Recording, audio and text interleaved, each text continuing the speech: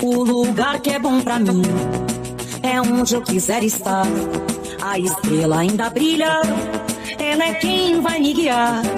Ser guerreira é minha sina, batalhando pra vencer. Tenho voz pra ser ouvida, tenho sonhos pra viver. Não vão mais conseguir me anular, me calar. Ninguém vai me impedir de cantar e lutar. Seja em casa, no campo, na rua ou na praça, chega de mordaça, agora eu vou falar. Porque eu sou mulher pra fazer acontecer. Eu sou uma delas, são elas por elas, ocupando os espaços de poder. Porque eu sou mulher pra fazer acontecer. Eu sou uma delas, são elas por elas, ocupando os espaços de poder.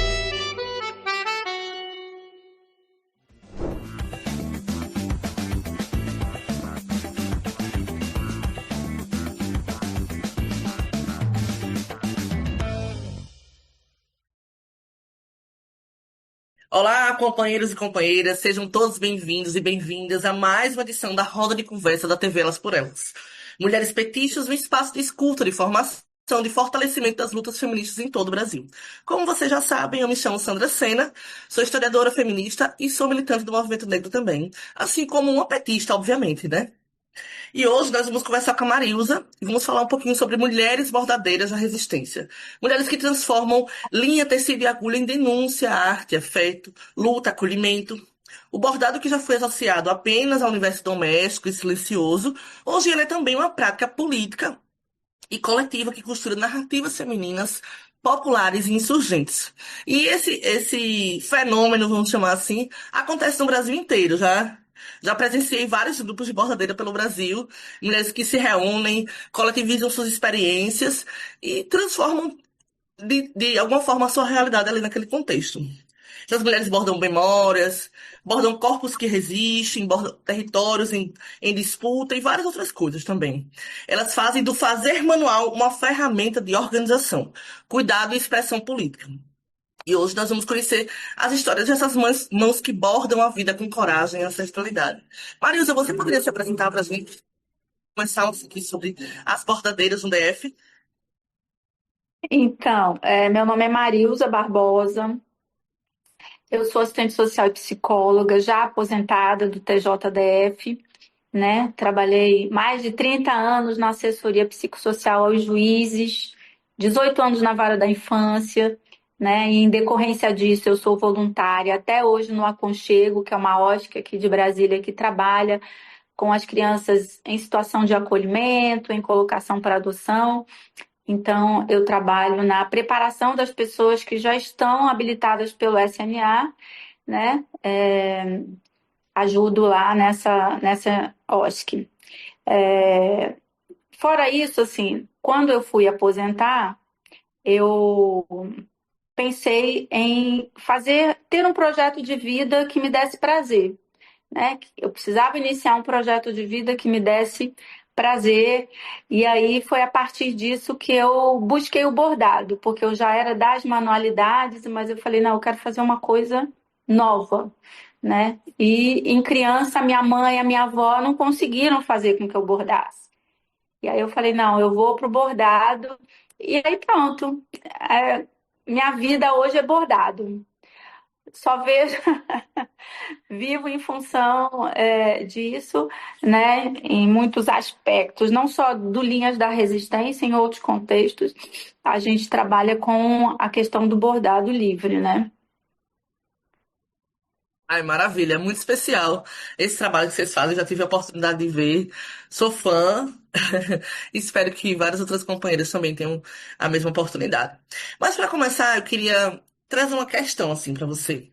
É, Me conta um pouquinho como é que foi a sua trajetória como bordadeira e como é que você entrou no bordado. Como é que iniciou Sim, essa ideia? Onde é que você encontrou?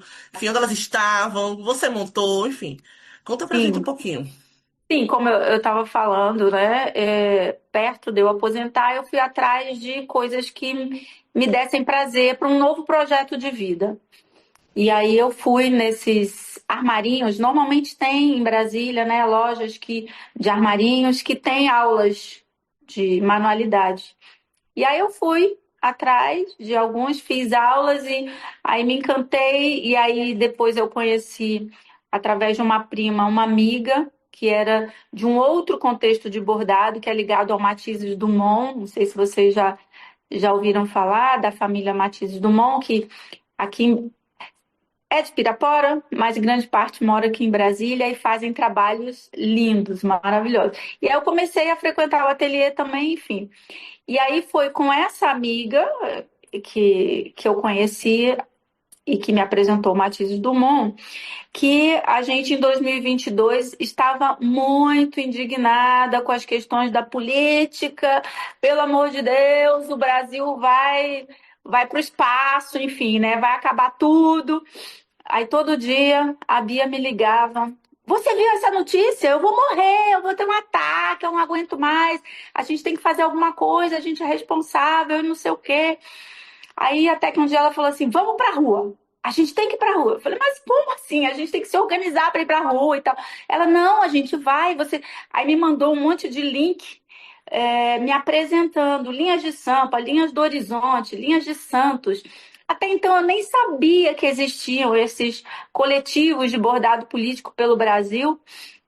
Aqui em Brasília, depois que a gente começou Linhas da Resistência, a gente ficou sabendo que tinha já o Borda Luta, mas até então eu também não sabia.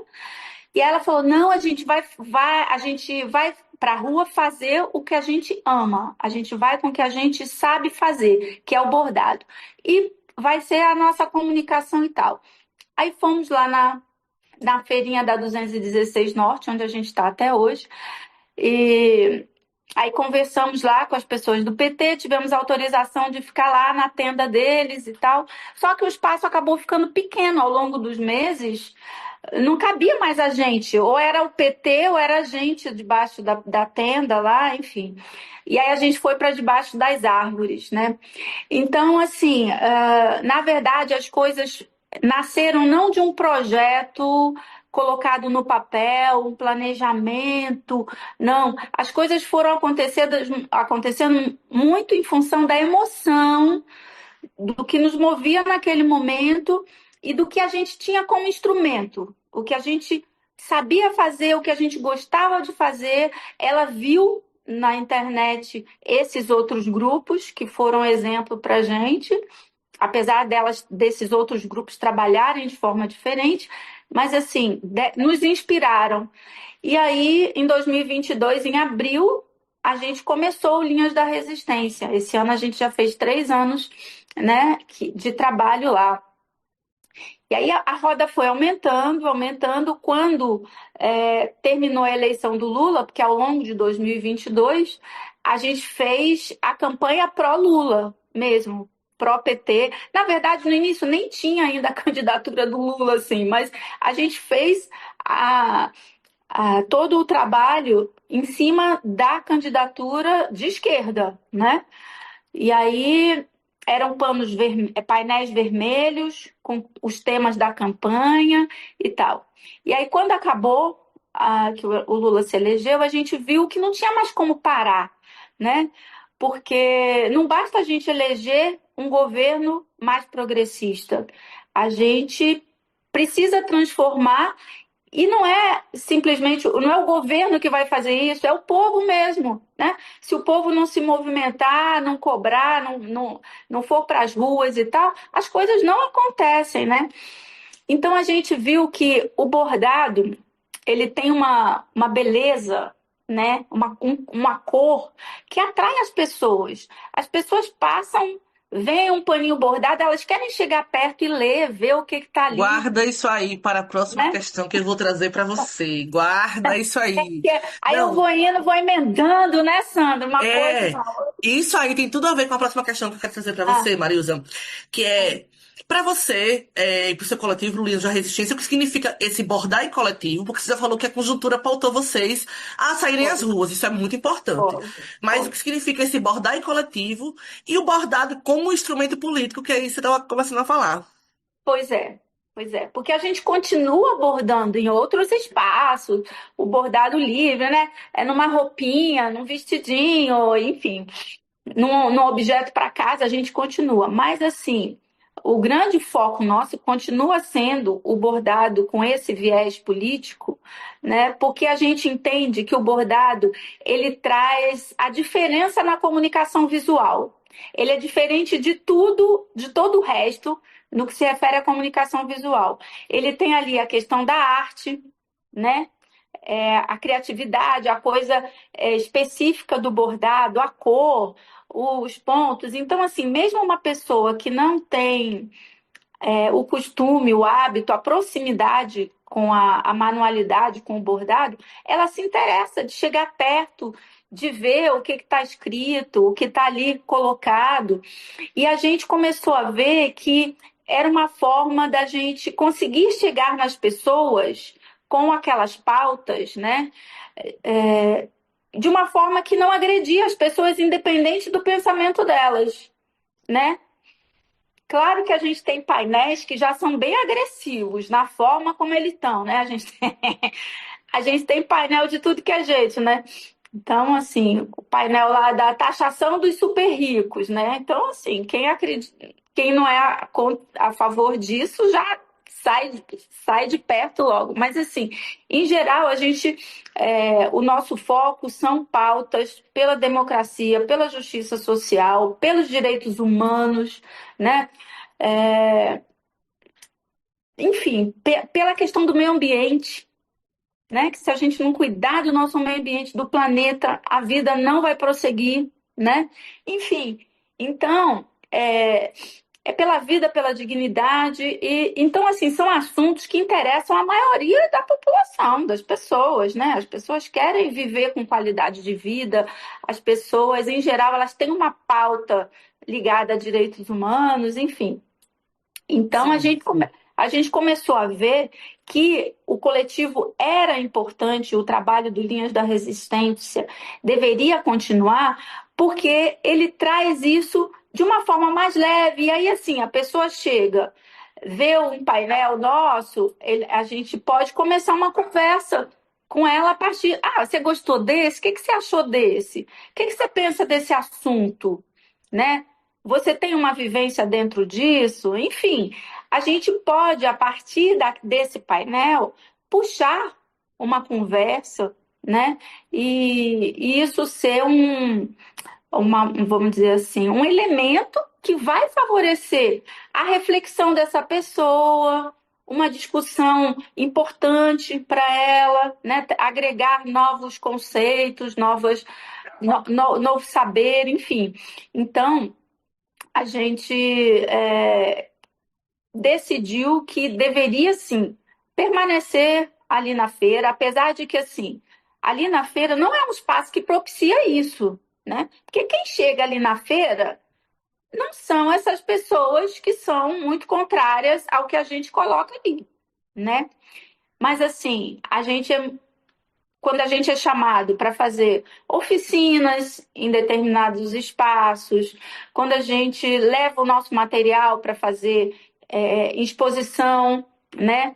Em dezembro, a ministra Carmen Lúcia ela fez uma exposição, fez um evento lá e lançou uma exposição e convidou a gente para levar material. A gente ficou com o nosso material exposto lá até abril, né? Então, assim, são espaços que normalmente, né, circulam muitas pessoas, os próprios funcionários do TSE, outras pessoas que já foram lá em outros eventos nesse período de tempo. Então, assim, é uma forma de levar essas ideias, né? E esses temas para uma discussão, para um repensar, e finalmente, se Deus quiser, para uma transformação, para uma superação, né?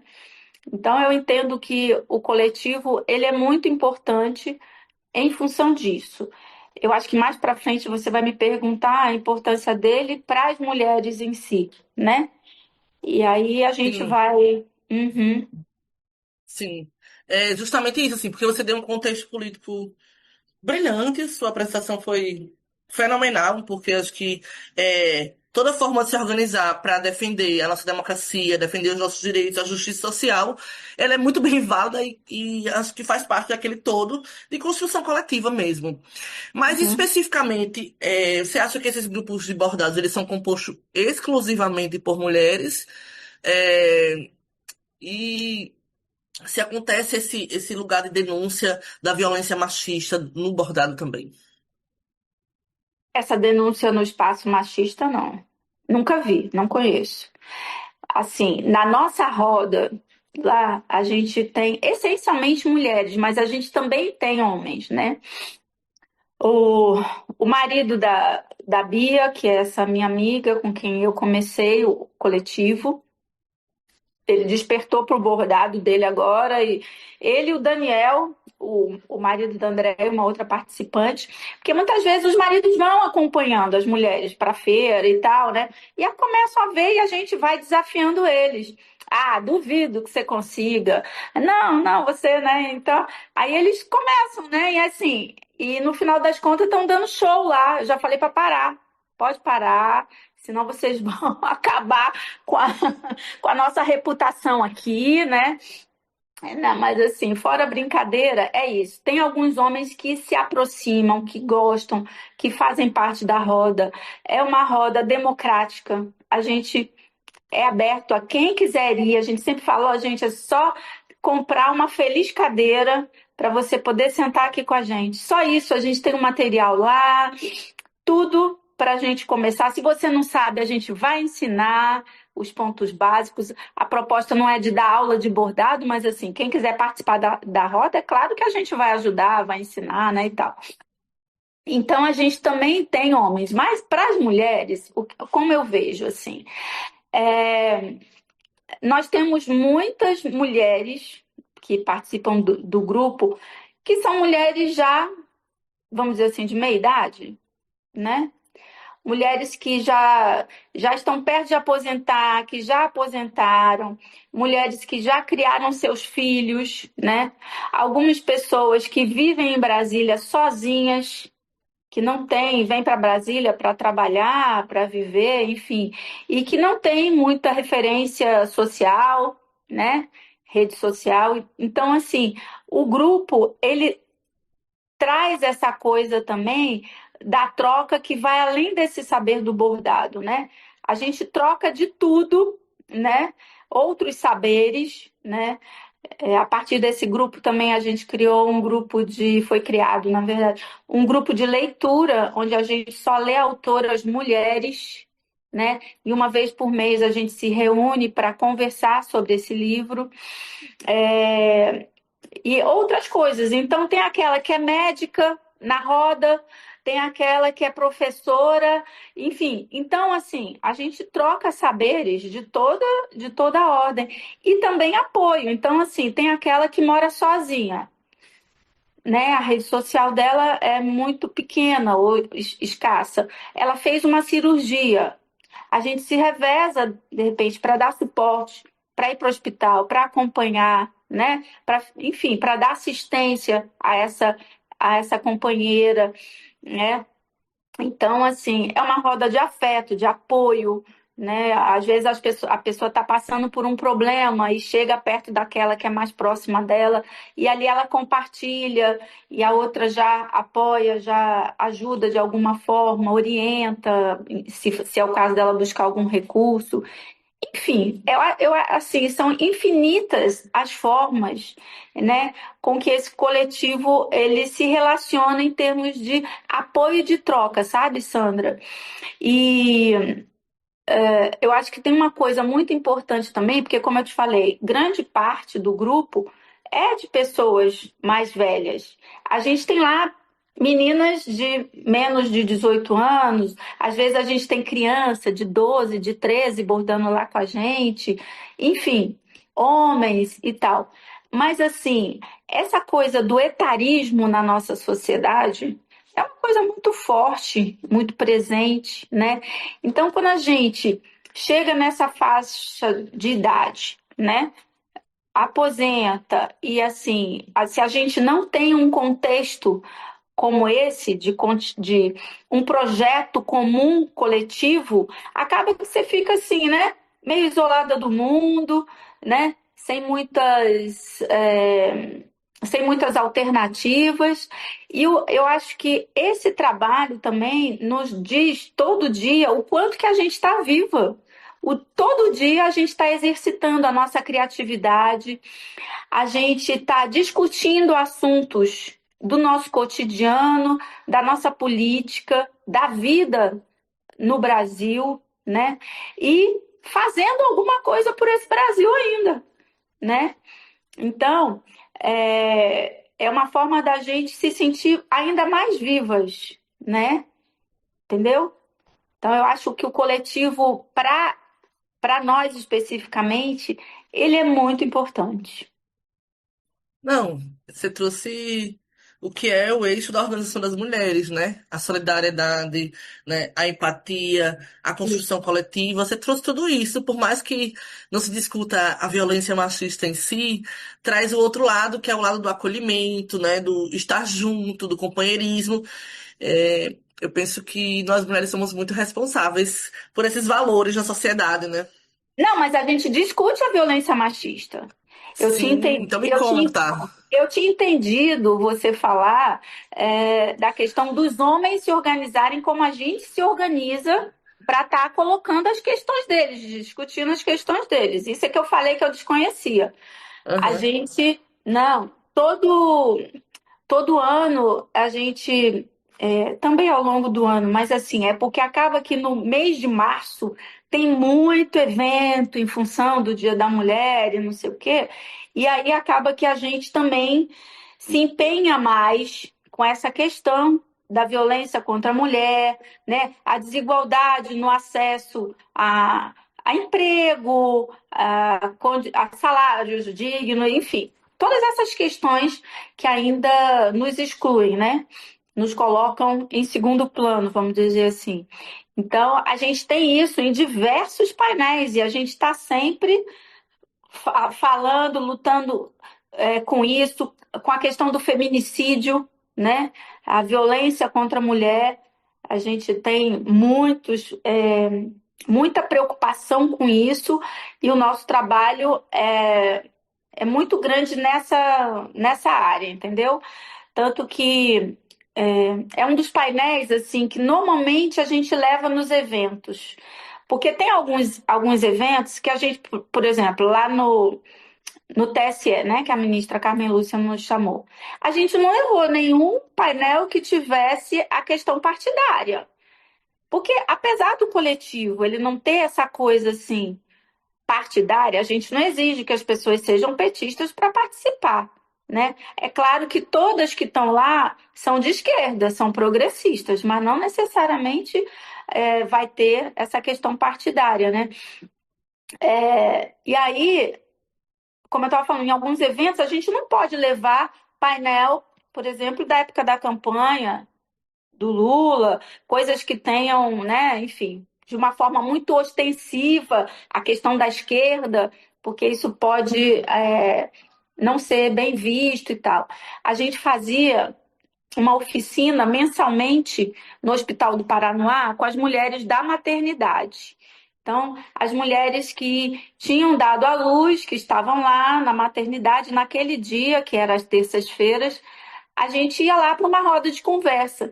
E os painéis que a gente levava, quase todos, eram relativos a essa questão da luta da mulher pelo seu espaço, da questão da violência, de não aceitar a violência, do feminicídio, né? Então, assim, era sempre, vamos dizer assim, um eliciador, um instrumento para as nossas conversas com elas. Esses painéis com foco na questão feminista, né? E também da luta pelos nossos direitos, né?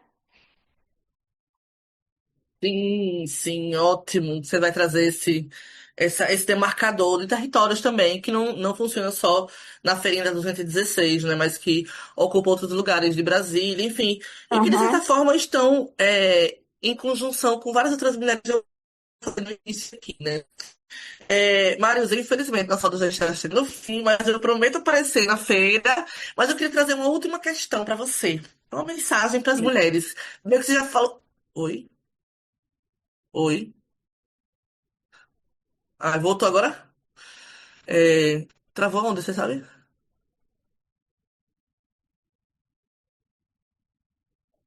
Oi. Tá. É, Infelizmente nós estamos chegando ao fim, mas eu queria trazer uma última questão, que é sobre esse recado para as mulheres, meio que você já deu ao longo da entrevista, mas o que você para finalizar, o que você deseja abordar para o futuro das mulheres do Brasil? Quais são Pois os é. sonhos? Paz, andar nas ruas sem medo, né? Eu espero que a gente chegue nesse lugar de viver sendo respeitada, sendo reconhecida nos seus direitos, nos seus talentos e todo o potencial que a gente tem, né? E que a gente tenha paz, né? Porque é, esses dias lá na feira até estava uma pessoa lá falando que ela veio de um outro país aí. E ela falando assim, como que ela se sentiu emocionalmente livre de poder andar na rua a hora que ela quisesse. Ela podia sair na rua que ela estava se sentindo segura, que nada ia acontecer com ela, né? E aqui no Brasil, a nossa realidade, né, sendo essa de que nos lares, não precisa nem ser na rua, né? Nos lares, quantas de nós ainda estamos sofrendo o risco, né, de uma violência, de um abuso ou até mesmo de um feminicídio, né? Então, assim, eu acho que essa é uma pauta muito presente e forte para a gente, né? Continuar abordando pela paz e pelos direitos, pelo reconhecimento de que nós somos seres, né? Dignos de humanidade, de respeito, de liberdade e tudo mais. Então, acho que é isso. Perfeito, Marisa. Eu espero que muitas mulheres possam ouvir isso para que a gente cada vez mais some a coletivização das mulheres e a luta por um mundo justo, né? Onde caibam nossas vozes. Nós não somos mulheres iguais, nós somos mulheres com muitas diferenças, né? Temos uma grande diversidade. E foi maravilhoso estar aqui com você falando sobre isso. Eu agradeço você, Marisa, e toda a equipe da linha. Linha da Resistência, a equipe da TV Elas por Elas e a todo mundo que nos assiste. Até a próxima. Obrigada. Só reforçando o convite, quem quiser ir lá na feira, todo sábado, a partir das 8h30, na 216 Norte, lá debaixo das árvores, atrás da feira. É só Lugar chegar, sensacional. é só chegar. Obrigada, viu? Beijo. Obrigada. Tchau.